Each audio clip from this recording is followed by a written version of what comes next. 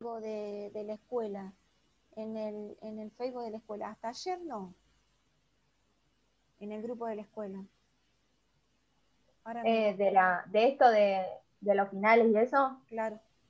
No, lo único que nos dijo algo fue vos, pero hoy porque teníamos clase de dibujo, entonces con la actividad nos dijo que el 7 él tenía que entregar notas. Sí, bien. Bueno, vamos a compartir. Acá tenemos. Hoy nos toca ver el siglo XVI, que, bueno, podemos empezar por acá igual. Bien. En el siglo XVI, que sería la segunda y última parte del Renacimiento, y la formación de este pequeño movimiento que en algunos casos a veces está relacionado o acoplado al Renacimiento y en otros casos al Barroco, que es el manierismo. Vamos a ver un poquito el contexto social. Sabemos que el Renacimiento se dio muy en forma despareja en toda Europa, que tuvo su inicio y su esplendor en Italia, sobre todo en algunas capitales, como era Florencia, como fue Siena y Roma también, y de ahí fue ramificando sus saberes y sus estudios a toda Europa. La forma que se representó el Renacimiento fue dispar y muy diferente. Por ejemplo, en la zona norte de Europa, en los Países Bajos, tuvo una característica muy particular, otra muy distinta en España. España llegó al Renacimiento mucho más tarde, o sea que el, el gótico se extendió más tiempo, y vamos a ver ahora cuando veamos algunos, sobre todo en la arquitectura, que se nota esa extensión del gótico. Y el manierismo también fue dando una mirada muy particular, que es importante porque después la vamos a ver replicada en lo que es el arte colonial. ¿Qué pasaba en este momento? Esta Europa estaba convulsionada y se produce lo que se llamó un cisma, una división de la Iglesia, que fue el Concilio de Trento, donde a partir de muchas reuniones había un malestar preexistente de la forma que se estaba manejando y conduciendo la Iglesia como institución, con un gran poder económico, un gran manejo y ostentación de la riqueza. Entonces algunos estratos de la Iglesia estaban muy en desacuerdo con esa manera y de trabajar y sobre todo de bajar la palabra de Cristo y de Dios a los fieles de esa manera tan ostentosa. Entonces se produce esta ruptura, que uno de los que ha fomentado es de este señor, don Martín Lutero, que de hecho esta pintura, que pertenece a la época renacentista, que es de Cranach, tiene las particularidades propias del Renacimiento en esta época. Se produce esta división donde la Iglesia en la zona norte, en los Países Bajos, en Inglaterra y en Alemania, pasa a tener otra configuración. Es una iglesia más austera, donde no hay proliferación de imágenes, de santos, donde también la iconografía de los representantes de Dios en la tierra era mucho más austera, las ropas, los tocados, las ceremonias. Bueno, muy importante es que la iglesia en tiempos remotos, ¿no? Después de esta época, muchos más cercanos a nosotros, la iglesia anglicana y luterana incorporó a la mujer como ministro, ¿sí? También los ministros pueden eh, tener su familia, no existe el voto de celibato. Así que ha ido a unos pasos adelante, unos cuantos pasos adelante, eh, a diferencia de la Iglesia Católica. Entonces, este cisma, bueno, provoca que la indignación del establishment, de la hegemonía de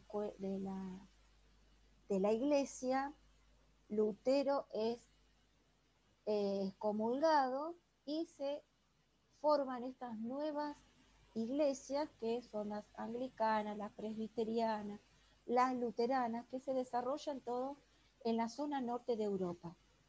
Después, estas estructuras, de acuerdo a las oleadas conquistadoras, es donde se van a sentar de este lado de América, ¿sí? A nosotros nos tocó la forma tradicional, la estructura tradicional. Las iglesias del norte de Europa se instalaron en Norteamérica. Después vamos a ver que todo este movimiento que se va a ver expresado en las imágenes, después, en el periodo siguiente, en el barroco, y ya a comienzos del manierismo, se va a ir, la Iglesia quiere volver a tomar ese poder, y a través de las imágenes, como divulgador y como también herramienta para profesar la fe y obtener más fieles, va a volver a tomar ese recurso y a lograr su esplendor anterior. Acá en este mapa lo que vemos, ya eh, ese especialmente está referido a este cisma, ¿sí? A donde se instalaron las nuevas eh, estructuras eclesiásticas, ¿sí? Que provocó el Concilio de Trento.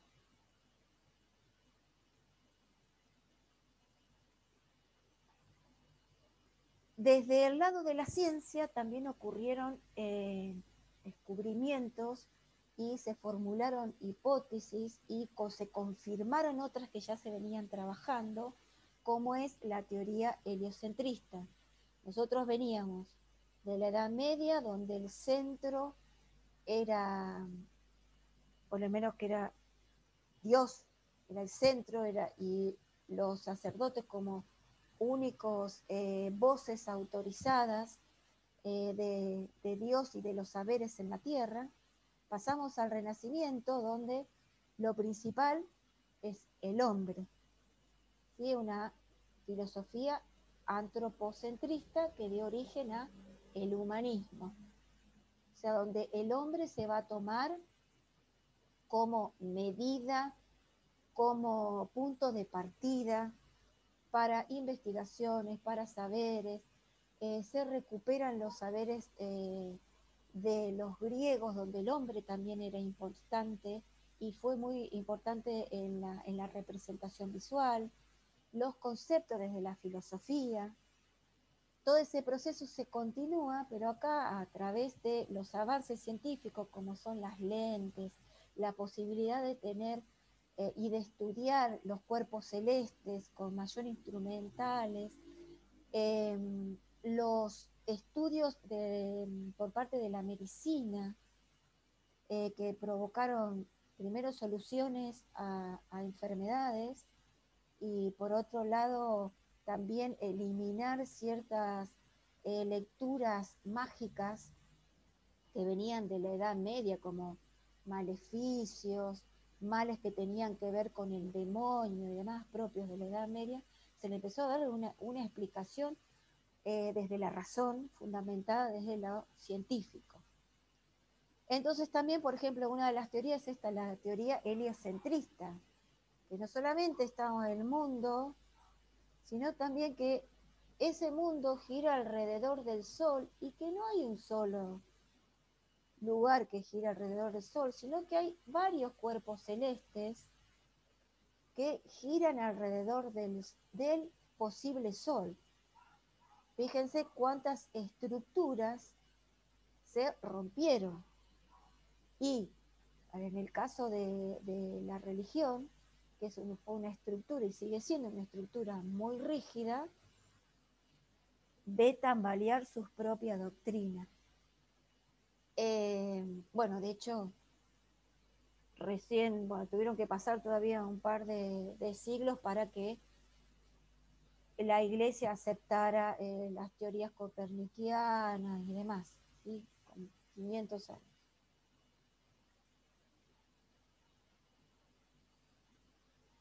Bueno, acá ya hablamos del Concilio de Trento. Esta es una representación. El Concilio de Trento no fue un día, fueron varias sesiones donde se encontraban representantes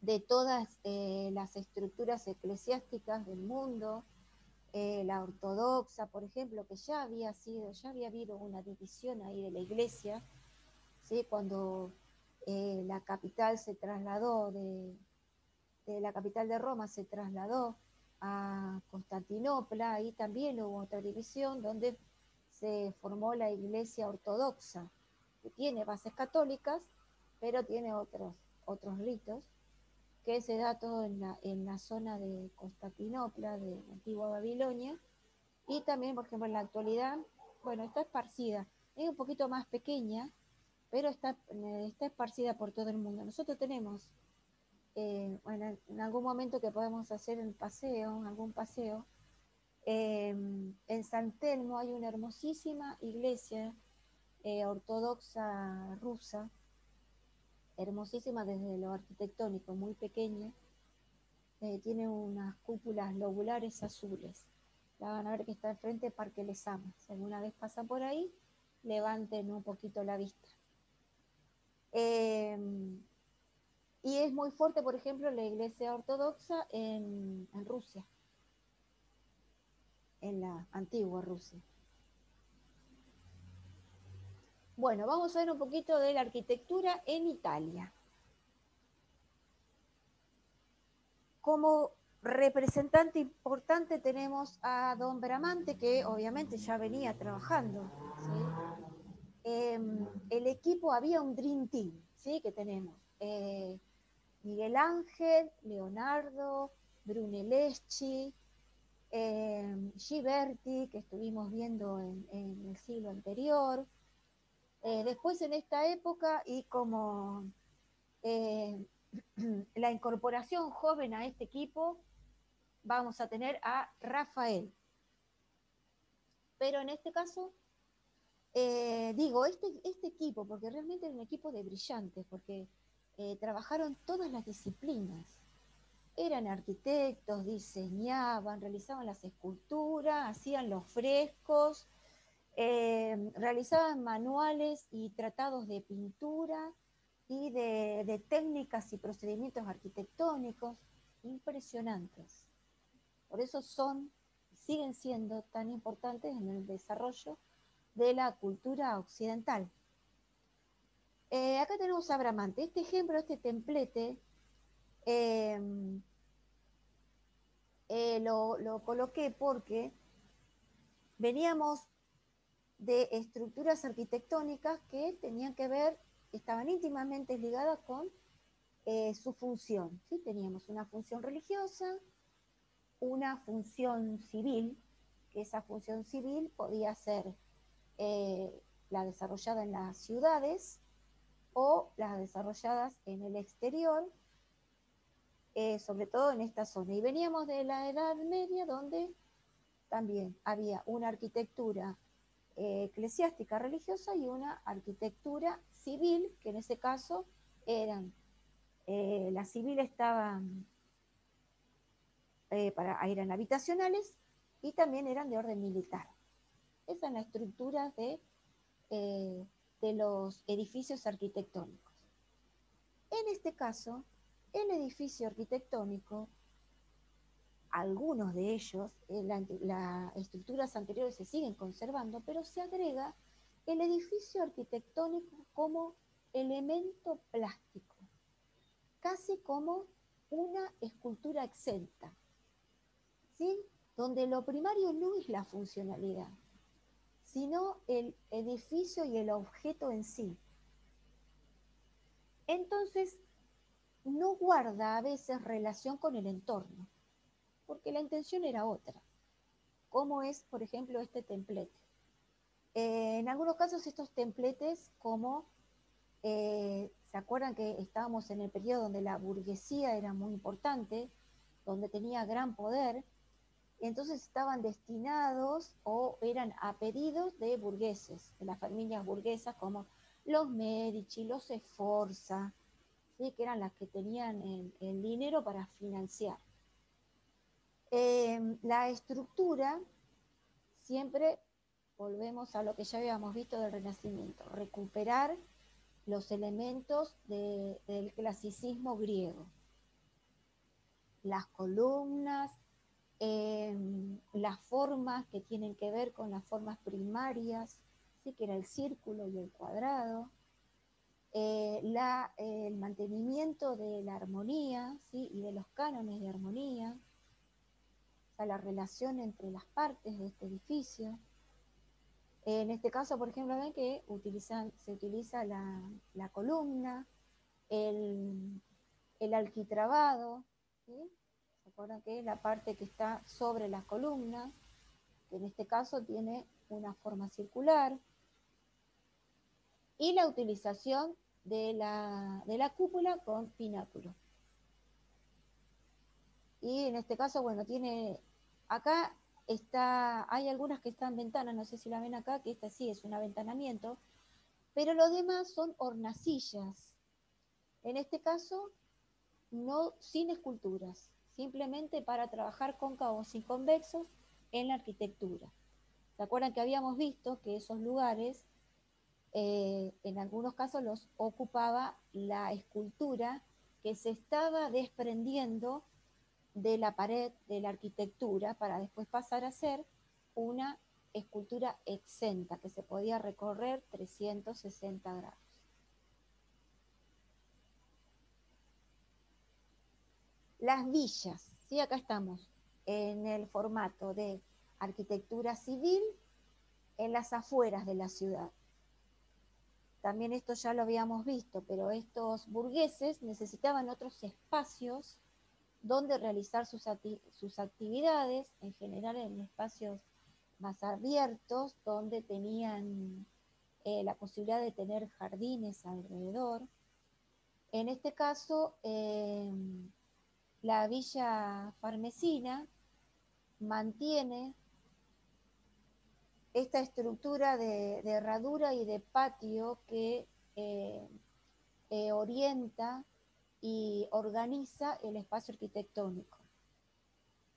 Se sigue trabajando con el medio cañón, acá no se ve bien, pero esto sigue para allá, el cañón corrido, ¿sí? El arco, y en este caso no hay columnas, pero sí se da a entender a través de las pilastras, ¿sí? Que son esas medias columnas que cumplen no solamente una función de ornamentación, sino también de soporte para el piso superior. Una característica propia que podemos ver y que podemos comparar con el momento anterior del Renacimiento es que hemos reducido los pisos, ¿sí? Acá se tiende más a la horizontalidad. ¿Se acuerdan que en el palacio renacentista del siglo XV en general eran 3 pisos, donde cada uno de los pisos se trabajaba en forma diferente en cuanto al tratamiento matérico? Acá son 2 pisos. Sí se sigue utilizando el aventanamiento en un ritmo armónico, como vemos acá, ¿sí? En todas las instancias, aunque va cambiando de forma, tienen un ritmo armónico. Y la terminación con cornisa y techumbre. Acá vemos la parte interior, donde acá también hay un gran cambio. en las representaciones.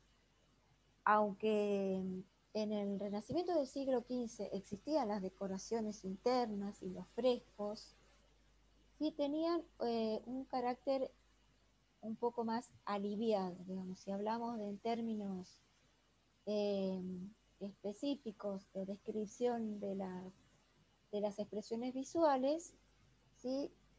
Más clásico, no tan barroco. Fíjense que en este interior, que es una de las salas de esta villa, miren, tiene en la parte de arriba este techo que en el Renacimiento del siglo XV se realizaba, que es este almohadillado.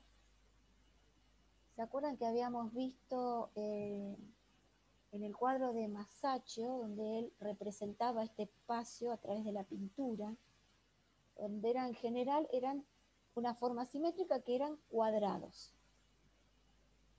Muchas veces estaba dado por molduras de estuco o de madera, pero acá ya se va incorporando a esa forma no solamente el cuadrado, sino formas hexagonales, pequeños tosetos, círculos, se va complejizando esa estructura del cielo raso.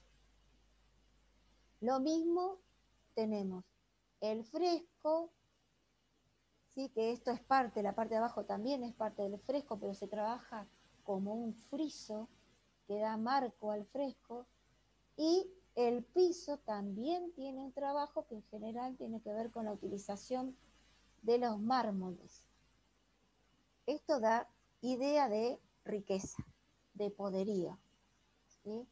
Esto es lo que en estos territorios y en esta época se llama ínfulas de nuevo rico, ¿sí? Poner, mirá todo lo que puedo tener.